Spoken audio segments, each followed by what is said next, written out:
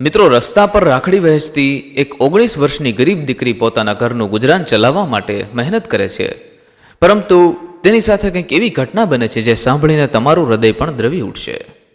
તો થોડો સમય કાઢીને દરેક ભાઈઓ તથા બહેનો આ ઘટનાને અંત સુધી જરૂરથી સાંભળજો. તો મિત્રો, આ ઘટનાની શરૂઆત કંઈક આવી રીતે થાય છે. શહેરનો કોલાહલ, ગાડીઓના હોર્નનો કાન ફાડી નાખે તેવો અવાજ અને આકાશમાંથી વરસતા ધોમ ધકતા તડકામાં સિગ્નલ પર ઊભેલી ગાડીઓના કાચ સજ્જડ બંધ હતા. અંદર બેઠેલા લોકો એસીની ઠંડકમાં મગ્ન હતા અને આ જ સિગ્નલ વચ્ચે ઓગળતા ડામરના રસ્તા પર ઉઘાડા પગે એક 19 વર્ષની દીકરી આમથી તેમ દોડી રહી હતી. એ હતી આરતી. તેના કપડાં ઠેર ઠેર જગ્યાએથી ફાટેલા હતા. ચહેરા પર યુવાનીના નૂરની જગ્યાએ લાચારી અને થાકની ઊંડી કરચલીઓ પડી ગઈ હતી. પગમાં ચપ્પલ ન હતા અને રસ્તાની ગરમી તેના પગના તળિયાને દજાડી રહી હતી. પણ તેનું ધ્યાન એ ગરમી પર ન હતું. તેના બંને હાથમાં કેટલીક રંગબેરંગી રાખડીઓ પકડેલી હતી. રક્ષાબંધનનો તહેવાર નજીક હતો અને આરતી દરેક ગાડી પાસે જઈને અંદર બેઠેલા અમીર લોકો સામે આશાભરી નજરે કાચ ખખડાવતી રહી. સાહેબ, એક રાખડી લઈ લો ને પ્લીઝ સાહેબ. તેના સુકાયેલા ગળામાંથી માંડ અવાજ નીકળતો હતો, પણ અંદર બેઠેલા લોકો તેને માત્ર એક ભિખારી સમજીને કાચ વધુ મજબૂતાઈથી બંધ કરી દેતા. કોઈ હાથના ઈશારે ધૂતકારી રહ્યું હતું તો કોઈ અણગમાથી મોં ફેરવી લેતું. તેણે પોતાના ફાટેલા મેલા દુપટ્ટાથી ચહેરો લૂછ્યો અને એક મોટી લક્ઝરિયસ ગાડી પાસે પહોંચી. તેણે ખૂબ જ નમ્રતાથી કાચ પર ટકોરા માર્યા અને પોતાની સૌથી સુંદર રાખડી બતાવી. પણ અંદર બેઠેલા એક અહંકારી માણસે ગુસ્સાથી કાચ નીચે કર્યો અને તેને જોરથી ધક્કો માર્યો. ચાલતી થા અહીંથી. રોજ સવાર સવારમાં ભીખ માગવા આવી જાઓ છો. એ ધક્કો એટલો જોરદાર હતો મિત્રો કે આરતી પોતાનું સંતુલન ગુમાવી બેઠી અને સીધી એ ગરમ ડામરના રસ્તા પર પટકાય. રસ્તા પર ઘસાવાથી તેના ઘૂંટણ અને કોણી છોલાઈ ગયા. આસપાસ ઊભેલા લોકોમાંથી કોઈએ તેને ઊભી કરવાની તસદી ન લીધી. સિગ્નલ લીલું થતાં જ ગાડીઓ ધુમાડો ઉડાડતી ત્યાંથી નીકળી ગઈ. પણ આશ્ચર્યની વાત તો એ હતી કે આરતીએ પોતાના ઘૂંટણમાંથી નીકળતા લોહી તરફ જોયું પણ નહીં. એ તો જમીન પર વેરવિખેર થઈ ગયેલી રાખડીઓને એકઠી કરવામાં પડી ગઈ. તેને ડર હતો કે રાખડીઓ પર કોઈ ગાડીનું ટાયર ન ફરી વળે. તેણે ધ્રુજતા હાથે બધી રાખડીઓ ભેગી કરી પોતાના દુપટ્ટાથી એના પર લાગેલી ધૂળને સાફ કરી અને પોતાની જાતને બબડવા લાગી. ના રે ના, આ રાખડીઓ મેલી ન થવી જોઈએ. જો આ ખરાબ થઈ ગઈ તો કોઈ સાહેબ મને પૈસા નહીં આપે, અને જો પૈસા નહીં મળે તો મારા અર્જુનનું શું થશે? સાંજ ઢળી ચૂકી હતી. આકાશમાં અંધારું છવાવા લાગ્યું હતું અને એની સાથે જ આરતીના મનમાં પણ એક ડર ઘેરાઈ રહ્યો હતો. આખો દિવસ રજળ્યા પછી પણ તેના હાથમાં માત્ર થોડાક સિક્કા અને ગણતરીની નોટો જ આવી હતી. તે લંગડાતા પગે શહેરના છેવાડે આવેલી એક ઝૂંપડપટ્ટી તરફ આગળ વધી રહી હતી. આ એ જ ઝૂંપડી હતી જ્યાં છતમાંથી અજવાળું ઓછું અને વરસાદનું પાણી વધુ ટપકતું હતું. દિવાલો લાચારીની અને ગરીબીની ચાડી ખાતી હતી. ઝૂંપડીના એક અંધારા ખૂણામાં એક 20 વર્ષનો યુવાન ચૂપચાપ બેઠો હતો. તેના કાન દરવાજા તરફ મંડાયેલા હતા. આ હતો અર્જુન, આરતીનો મોટો ભાઈ. અર્જુનની આંખો ખૂબ જ સુંદર હતી, પણ એ આંખોમાં કોઈ તેજ ન હતું. એ દુનિયાના રંગો જોઈ શકતો ન હતો. જન્મથી જ તેની દુનિયા કાળી ડિબાંગ હતી. તે પ્રજ્ઞાચક્ષુ હતો. નાનપણમાં જ આરતી અને અર્જુનના માતા પિતા એક અકસ્માતમાં મૃત્યુ પામ્યા હતા. પછીથી ઘરની બધી જવાબદારી આરતી પર આવી ગઈ હતી. આરતી દરવાજા પર પહોંચી. અંદર પ્રવેશતા પહેલાં તેણે પોતાના ચહેરા પરના થાકને, પોતાની પીડાને અને ઘૂંટણના ઘા પર સુકાઈ ગયેલા લોહીને છુપાવવાનો નિરર્થક પ્રયાસ કર્યો. તેણે ઊંડો શ્વાસ લીધો. પોતાના ચહેરા પર કૃત્રિમ પણ મીઠું સ્મિત સજાવ્યું અને અંદર પ્રવેશી. ભાઈ અર્જુન, જો તારી બહેન આવી ગઈ. આરતીનો અવાજ સાંભળતા જ અર્જુનનો નિસ્તેજ ચહેરો ખીલી ઉઠ્યો. તે હવામાં હાથ ફાફા મારતો ઊભો થયો. આરતી, તું આવી ગઈ? આજે આટલી બધી વાર કેમ લાગી બહેન? મને બહુ બીક લાગતી હતી. આરતી દોડીને તેને વળગી પડી. અરે વહેલા, હું તો કામ કરવા ગઈ હતી ને. જો હું તારા માટે શું લાવી છું. આરતીએ પોતાના ફાટેલા પાલવમાંથી 2 સૂકી રોટલી અને કોઈ લારીવાળાએ ફેંકી દીધેલું થોડું શાક કાઢ્યું. તેણે અર્જુનને પોતાની પાસે બેસાડ્યો. પોતાના હાથે કોળીઓ તોડીને તે અર્જુનને જમાડવા લાગી. પોતે આખો દિવસ ભૂખી હતી, પણ ભાઈને જમતો જોઈને જાણે તેનું પેટ ભરાઈ ગયું હતું. અર્જુન જમતા જમતા અત્યંત માસૂમિયતથી પૂછવા લાગ્યો, આરતી, બહારની દુનિયા કેવી છે? શું ત્યાં બધું સુંદર હોય છે? લોકો કેવા હોય છે? આરતીની આંખોમાં આંસુ ધસી આવ્યા. તેને પેલો અમીર માણસ અને તેનો ધક્કો યાદ આવી ગયો.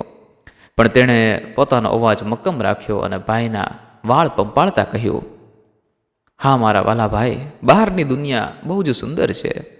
આકાશ એકદમ વાદળી છે, મોટા મોટા બગીચા છે જેમાં લાલ, પીળા અને ગુલાબી રંગના ફૂલો ખીલેલા છે. અને લોકો તો બહુ જ સારા છે અર્જુન. તું જ્યારે જોઈ શકીશ ને ત્યારે આપણે બંને સાથે હાથ પકડીને આખી દુનિયા જોવા જઈશું.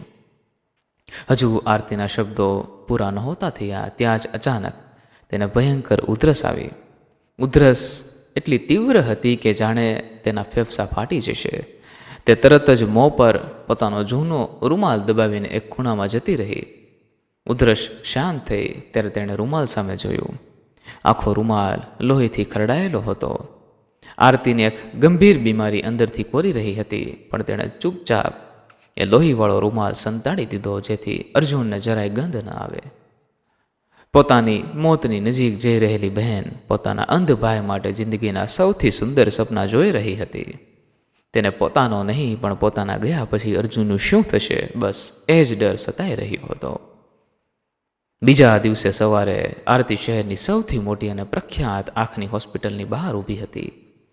આ હોસ્પિટલની ભવ્યતા અને કાચની ઇમારત જોઈને કોઈ પણ ગરીબ માણસ અંદર જતા ડરી જાય. પણ આરતીના મનમાં પોતાના ભાઈની આંખોનો સવાલ હતો. તે ડરતા ડરતા અંદર પ્રવેશી એસીની ઠંડકથી તેનું બીમાર શરીર ધ્રુજી ગયું. તે રિસેપ્શન પર ગઈ અને પોતાની પોટલીમાંથી પરસેવાથી રેબઝેબ થયેલા કેટલાક સિક્કા 5 અને 10ની કચડાયેલી નોટો કાઢીને કાઉન્ટર પર મૂકી. મેડમ, આ મારા ભાઈના ઓપરેશન માટે. ત્યાં જ હોસ્પિટલના માલિક અને શહેરના સૌથી મોટા સર્જન ડૉક્ટર રાકેશ ત્યાં આવી પહોંચ્યા. ડૉક્ટર રાકેશ અત્યંત વ્યસ્ત, પૈસાના પૂજારી અને ભયંકર અહંકારી માણસ હતા. તેમની નજર રિસેપ્શન પર ઊભેલી આરતી પર પડી. આરતીના મેલા કપડાં, વિખરાયેલા વાળ અને કાઉન્ટર પર પડેલા છૂટા સિક્કા જોઈને તેમનો મગજ ગયો. તેમણે સિક્યુરિટી પર બરાડી ઉઠતા કહ્યું, આ હોસ્પિટલ છે કે કોઈ ધર્મશાળા? આ ભિખારીઓને અહીં અંદર કોણે આવવા દીધા? આ કોઈ સરકારી દવાખાનું નથી. બહાર કાઢવાને મારી હોસ્પિટલમાંથી. આરતી ડઘાઈ ગઈ. તે રડતા રડતા ડૉક્ટર રાકેશની સામે 2 હાથ જોડીને કરગરવા લાગી. સાહેબ, ભગવાનના ખાતર મને બહાર ન કાઢો. હું કોઈ ભિખારી નથી. હું તો મારા મોટા ભાઈ અર્જુનની આંખના ઓપરેશનની ફી જમા કરાવવા આવી છું. આલો સાહેબ, મારી પાસે 500 રૂપિયા ભેગા થયા છે. તમે ઓપરેશન કરી દો, બાકીના પૈસા હું મજૂરી કરીને ચૂકવી દઈશ. પ્લીઝ સાહેબ. ડૉક્ટર રાકેશના ચહેરા પર એક ક્રૂર હાસ્ય ફરી વળ્યું. 500 રૂપિયા? તને શું લાગે છે હું 500 રૂપિયામાં ઓપરેશન કરું છું? તારા ભાઈના ઓપરેશન માટે 50,000 રૂપિયા જોઈએ. 50,000? તારી આખી જિંદગી વેચીને નાખીશ ને છોકરી, તો પણ આટલા પૈસા તું નહીં કમાઈ શકે. જા અહીંથી, મારો સમય ન બગાડ. સિક્યુરિટી ગાર્ડે આરતીનો હાથ પકડીને તેનો ધક્કો મારીને કાચના દરવાજાની બહાર કાઢી. કાઉન્ટર પર પડેલા પરસેવાવાળા સિક્કા રસ્તા પર વેરવિખેર થઈ ગયા. આરતી હોસ્પિટલના પગથિયા પર પડી હતી. તેની આંખોમાંથી ચોધાર આંસુ વહી રહ્યા હતા, પણ એ આંસુઓમાં કોઈ હાર ન હતી. એમાં એક વિચિત્ર જીદ હતી, એક એવી જીદ જે કોઈ પણ ભોગે પોતાના ભાઈની દુનિયા રોશન કરવા માગતી હતી. સમય વીતતો જતો હતો અને આજે રક્ષાબંધનનો આગલો દિવસ હતો. આકાશ કાળા વાદળોથી ઘેરાયેલું હતું અને જાણે આજે આભ ફાટ્યું હોય તેમ ધોધમાર વરસાદ વરસી રહ્યો હતો. આરતીની તબિયત એકદમ કથળી ગઈ હતી. તેને સખત તાવ હતો. આખું શરીર ધ્રુજી રહ્યું હતું અને શ્વાસ લેવામાં પણ તકલીફ પડી રહી હતી. તેનું શરીર જાણે હવે સાથ છોડી રહ્યું હતું. પણ આજે રક્ષાબંધનનો આગલો દિવસ હતો, રાખડીઓ વેચવાનો છેલ્લો મોકો. જો આજે પૈસા નહીં મળે તો અર્જુનનું ઓપરેશન ક્યારેય નહીં થાય અને તે કાયમ માટે અંધકારમાં ધકેલાઈ જશે. આરતી વરસાદમાં પૂરેપૂરી પલળેલી હતી. ગોઠણ સુધી ભરાયેલા પાણીમાં ઊભી ઊભી તે રસ્તા પર આવતી જતી ગાડીઓને રાખડી બતાવી રહી હતી. તેના અવાજમાં હવે તાકાત નહોતી બચી. કોઈ તો લઈ લો, મારા ભાઈ માટે એક રાખડી લઈ લો. ત્યાં જ રસ્તા પરથી એક મોટી કાળા રંગની ગાડી પૂરપાટ ઝડપે આવી. રસ્તા પર ભરાયેલા કાદવવાળા પાણીમાંથી ગાડી પસાર થઈ અને ગંદો કાદવ ઉછળીને સીધો આરતી પર અને તેના હાથમાં રહેલી તમામ રાખડીઓ પર પડ્યો. બધી જ રાખડીઓ કાદવથી ખરડાઈ ગઈ. આરતીના હાથમાંથી એ પલળેલી રાખડીઓ છટકીને જમીન પર પણ પડી. આરતીની આંખો સામે તેની છેલ્લી આશા પર જાણે પાણી રોળાઈ ગયું. તે ઘૂંટણભેર જમીન પર બેસી ગઈ અને કાદવમાંથી એ બગડેલી રાખડીઓ વીણતા વીણતા આકાશ તરફ જોઈને ધ્રુસકે ને ધ્રુસકે રડવા લાગી. તેની હિંમત હવે તૂટી ચૂકી હતી. મિત્રો, એ ગાડી થોડે આગળ જઈને ઊભી રહી ગઈ. ગાડીનો દરવાજો ખુલ્યો અને અંદરથી બીજું કોઈ નહીં પણ ડૉક્ટર રાકેશ ઉતર્યા. ડૉક્ટર રાકેશ હાથમાં મોટી છત્રી લઈને આરતી પાસે આવ્યા. તેને ઓળખીને તેમના ચહેરા પર ફરી ગુસ્સો આવી ગયો. તારા જેવી છોકરીઓ સિગ્નલ પર માત્ર નાટક જ કરે છે. લોકોને ઇમોશનલ કરીને રડીને પૈસા પડાવવાનો ધંધો છે તમારો. હોસ્પિટલ સુધી પહોંચી ગઈ હતી ભીખ માગવા. લે આ પકડ 1000 રૂપિયા અને હવે રસ્તો છોડ. મારો રસ્તો રોકવાની હિંમત ન કરતી ફરીથી. ડૉક્ટર રાકેશે પોતાના પાકીટમાંથી 1000ની નોટ કાઢીને તેના મોઢા પર ફેંકી. આરતીએ ધ્રુજતા હાથે 1000 રૂપિયાની નોટ હાથમાં લીધી અને પછી તેને પૂરી તાકાતથી કાદવમાં ફેંકી દીધી. તે ધીમેથી ઊભી થઈ ડૉક્ટરની સામે જોયું. તેની આંખો લાલ ચોળ હતી. તેના અવાજમાં એક અકથ્ય દર્દ અને વર્ષોની પીડા જાણે છુપાયેલી હતી. તે વરસાદમાં પલળતા પલળતા રડતા રડતા બોલી, મારે તમારી આ ભીખ નથી જોઈતી સાહેબ. તમે મારી બધી રાખડીઓ બગાડી નાખી. મારી આખી મહેનત પર પાણી ફેરવી દીધું. હવે મારા અર્જુનને દુનિયા કોણ બતાવશે સાહેબ? તમે નથી જાણતા, મારી પાસે હવે જરાય સમય નથી. હું મરી જઈશ અને મારો ભાઈ કાયમ માટે અંધારામાં જ રહી જશે. મારી પાસે સમય નથી. આટલું બોલતા જ આરતીને ફરી ભયંકર ઉધરસ આવી. તેના મોંમાંથી લોહીની ઉલટી થઈ. તેનો શ્વાસ રૂંધાવા લાગ્યો. તેની આંખો મીચાઈ ગઈ અને તે બેભાન થઈને સીધી ડૉક્ટર રાકેશના પગ પાસે ગંદા કાદવમાં ઢળી પડી. અને પછી આગળ જે ઘટના બનવાની હતી એની કોઈએ સપનામાં પણ કલ્પના નહીં કરી હોય. મિત્રો, વહાલા મિત્રો, આગળની ઘટનામાં શું બન્યું તેની વાત કરીએ તેના પહેલાં જે પણ મિત્રો આપણો રેગ્યુલર વિડીયો નિહાળી રહ્યા છે અને રેગ્યુલર આપણા વિડીયોમાં સરસ મજાની કોમેન્ટ કરી રહ્યા છે તે લોકોના નામ અમે આનંદ સાથે અહીં ઉલ્લેખ કરી રહ્યા છીએ.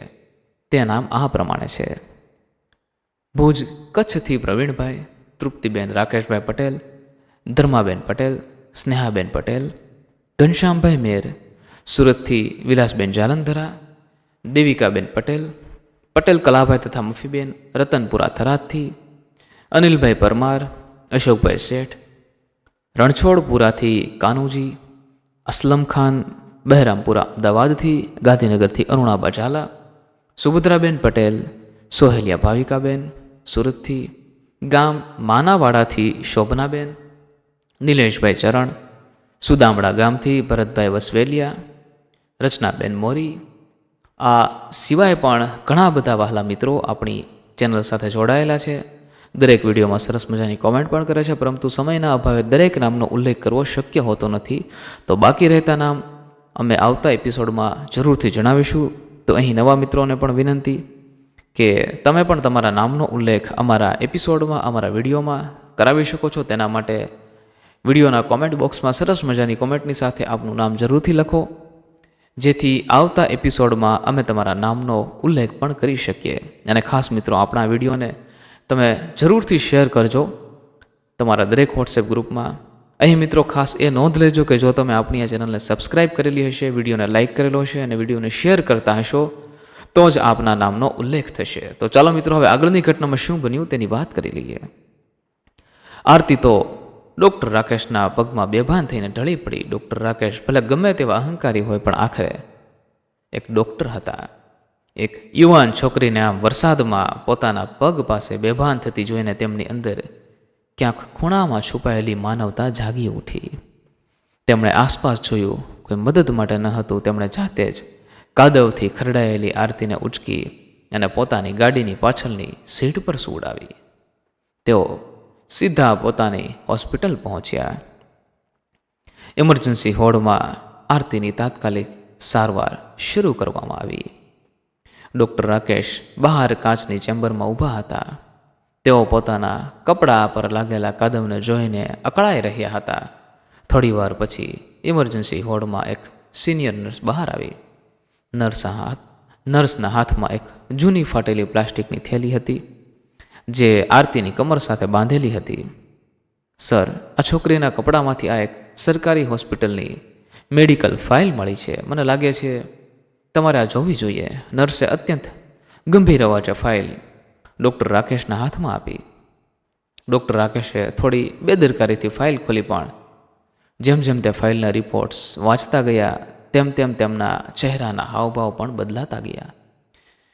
તેમના ચહેરા પરથી લોહી ઉડી ગયું. તેમના હાથ ધ્રુજવા લાગ્યા. ફાઇલ તેમના હાથમાંથી જમીન પર સરી પડી.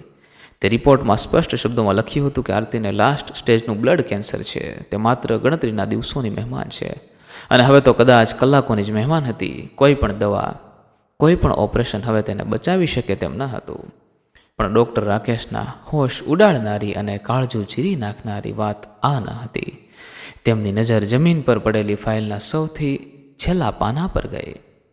એક સરકારી આઈ ડોનેશન એટલે કે નેત્રદાનનું ફોર્મ હતું. એ ફોર્મ પર આરતીનો અંગૂઠો લાગેલો હતો અને નીચે કાલી કેલી અક્ષર જ્ઞાન વગરની ભાષામાં કોઈ પાસે લખાવેલું હતું કે મારી આગળ પાછળ કોઈ નથી. મારા મૃત્યુ પછી મારી બંને આંખો મારા મોટાભાઈ અર્જુનને આપી દેવામાં આવે.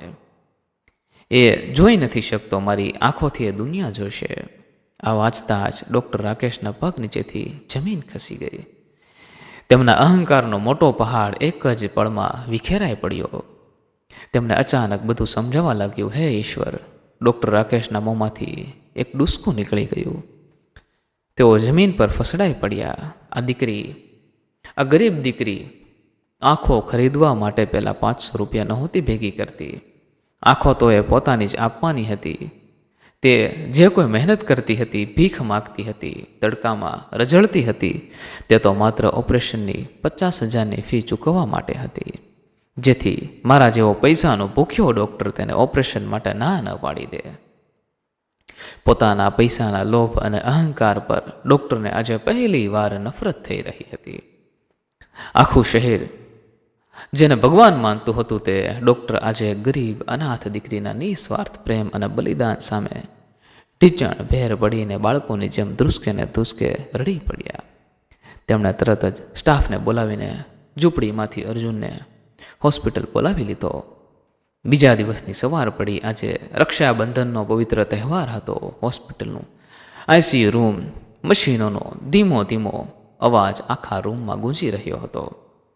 સફેદ ચાદર વચ્ચે બેડ પર આરતી સૂતી હતી. તેના શ્વાસ હવે ખૂબ જ ઝડપથી ચાલી રહ્યા હતા. જીવનની ડોર ગમે ત્યારે કપાઈ શકે તેવી સ્થિતિ હતી. તેના બેડની એક તરફ અર્જુન ઊભો હતો. તેને સમજાતું ન હતું કે શું થઈ રહ્યું છે, પણ તે પોતાની બહેનનો હાથ પકડીને સતત રડી રહ્યો હતો. અને બીજી તરફ ડૉક્ટર રાકેશ ઊભા હતા, જેમની આંખોમાંથી આંસુ રોકાવાનું નામ નહોતા લેતા. આરતીએ મહા મહેનતે પૂરી તાકાત લગાવીને પોતાની આંખો ખોલી. તેણે ધીમેથી પોતાની નજર ફેરવી અને ડૉક્ટર રાકેશ સામું જોયું.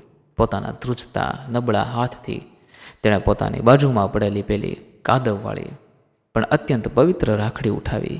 તેણે ઈશારાથી ડૉક્ટર રાકેશનો હાથ પકડ્યો. ડૉક્ટર રાકેશે રડતા રડતા પોતાનો જમણો હાથ આગળ કર્યો. આરતીએ પોતાના ધ્રુજતા હાથે કાદવથી ખરડાયેલી રાખડી ડૉક્ટર રાકેશના કાંડે બાંધી. આરતીના ગળામાંથી માંડ અવાજ નીકળતો હતો.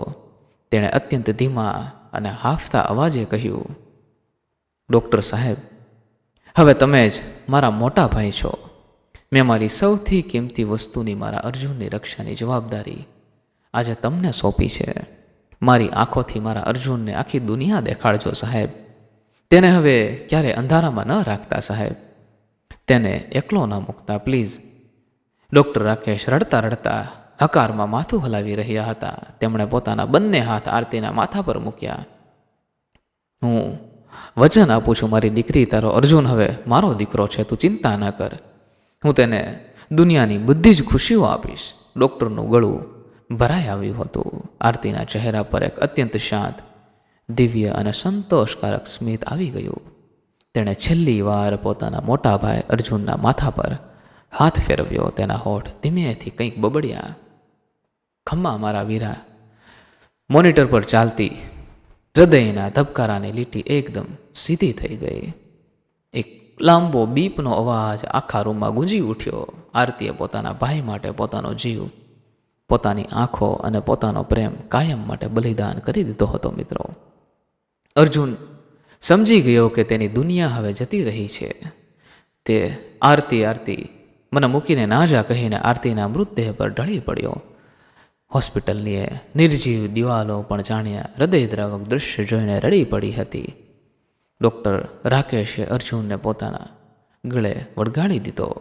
આ ઘટનાને બરોબર 1 મહિનો વીતી ચૂક્યો હતો.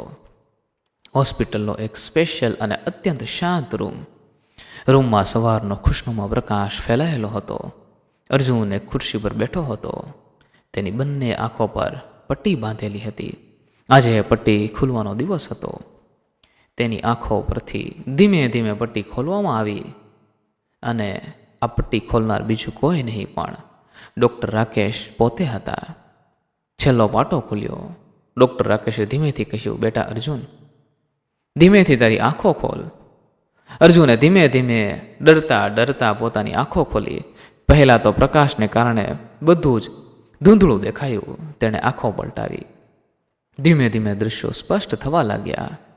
અર્જુન આ દુનિયાને, આ રંગોને પોતાના જીવનમાં પહેલી વાર જોઈ રહ્યો હતો. પણ એ આંખો તેની પોતાની ન હતી, તેની વહાલી બહેન આરતીની હતી. આરતીની આંખો દ્વારા તે આ સુંદર દુનિયા જોઈ રહ્યો હતો. અર્જુનની નજર સીધી સામેની દિવાલ પર ગઈ. ત્યાં ફૂલોના હારથી સજાવેલો એક મોટો ફોટો લગાવેલો હતો. ફોટામાં આરતી હસી રહી હતી. અર્જુન ધીમેથી ખુરશી પરથી ઊભો થયો. ડગમગતા પગલે તે દિવાલ પાસે ગયો. તેણે પોતાના હાથથી આરતીના એ હસતા ચહેરાને સ્પર્શ કર્યો. તેની આંખોમાંથી ચોધાર આંસુ વહેવા લાગ્યા. આરતી, તે સાચું જ કહ્યું હતું. આ દુનિયા બહુ જ સુંદર છે. અર્જુન પાછળ ફર્યો અને ડૉક્ટર રાકેશને દોડીને વળગી પડ્યો. ડૉક્ટર રાકેશના જમણા કાંડે આજે પણ પેલી કાદવવાળી રાખડી બંધાયેલી હતી, જે હવે ક્યારેય ખુલવાની ન હતી. એ રાખડી તેમને આખી જિંદગી યાદ અપાવતી રહેવાની હતી કે માણસ પૈસાથી નહીં પણ પોતાની માનવતાથી મોટો થાય છે. સંબંધો માત્ર લોહીના નથી હોતા. સંબંધો તો બલિદાન, સમર્પણ અને નિસ્વાર્થ પ્રેમના હોય છે. જ્યાં પ્રેમ છે ત્યાં કોઈ અંધકાર ટકી શકતો નથી. આરતી ભલે દુનિયા છોડી ગઈ, પણ તે પોતાના ભાઈની આંખોમાં અને એક ડૉક્ટરના હૃદયમાં કાયમ માટે જીવંત થઈ ગઈ. વહાલા મિત્રો, આ ઘટના પરથી આપણને એટલું તો જરૂરથી શીખવા મળ્યું કે સંબંધો માત્ર લોહીના નથી હોતા, પણ નિસ્વાર્થ પ્રેમ, સમર્પણ અને બલિદાનથી જોડાયેલા હોય છે. માણસ પોતાના પૈસા, પદ કે અહંકારથી નહીં, પરંતુ પોતાની અંદર રહેલી માનવતા અને કરુણાથી મોટો બને છે. ગરીબ કે લાચાર લોકોની મજાક ઉડાવવાને બદલે હંમેશા તેમની મદદ માટે તત્પર રહેવું જોઈએ. ખાસ કરીને આ વાર્તા એ સમજાવે છે કે આપણે તહેવારોમાં નાના માણસ પાસેથી ખરીદી કરવી જોઈએ. મોટી દુકાનો કે મોટા શોરૂમમાંથી તો હર કોઈ ખરીદી કરે છે, પરંતુ આવા કોઈ નાના માણસ પાસેથી 2 વસ્તુ લઈને ખરીદી કરીને આપણે એનો તહેવાર પણ ઉજવી શકીએ છીએ. રસ્તા પર તડકામાં કે વરસાદમાં ઊભા રહીને નાની મોટી વસ્તુઓ વેચતા લોકો પાસે ભીખ માંગવાને બદલે મહેનત કરીને પોતા પરિવારના સપના પૂરા કરવાની આશા હોય છે. આપણો એક નાનકડો પ્રયાસ અને સહાનુભૂતિ કોઈ ગરીબના ઘરનો ચૂલો સળગાવી શકે છે અને તેમના જીવનમાં અજવાળું લાવી શકે છે. તેથી સાચો તહેવાર એ જ છે જેમાં આપણે કોઈ જરૂરિયાતમંદના ચહેરા પર ખુશી લાવીને માનવતાનો ધર્મ નિભાવીએ. વહાલા મિત્રો, અહીંયા ખાસ એ નોંધ લેજો કે આ કહાની સમાજમાં સારો સંદેશ પહોંચે તે માટે બનાવવામાં આવી છે, જેનો વાસ્તવિકતા સાથે કોઈ જ સંબંધ નથી. અમારા એપિસોડનો મુખ્ય હેતુ માનવતા, જીવન મૂલ્યો, સત્ય, ઈમાનદારી અને સારા સંસ્કારોનો સંદેશ પહોંચાડવાનો છે. જો કોઈ વ્યક્તિ, સ્થળ અથવા ઘટના સાથે કોઈ સામ્યતા જણાય તો તેને માત્ર સંયોગ જ માનો.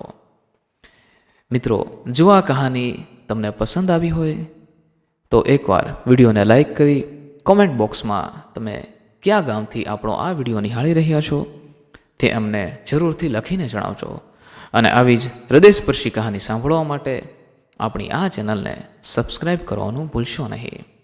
અને મિત્રો, આ કહાનીને તમારા વોટ્સએપ ગ્રુપ, તમારા મિત્રો, પરિવારમાં પણ શેર કરવાનું ભૂલશો નહીં. ફરી મળીશું મિત્રો કોઈ નવી કહાની સાથે, કોઈ નવા એપિસોડ સાથે. ચેનલ સાથે જોડાયેલા રહેજો. ખૂબ ખૂબ ધન્યવાદ. જય મા ગાત્રાળ, જય શ્રી કૃષ્ણ.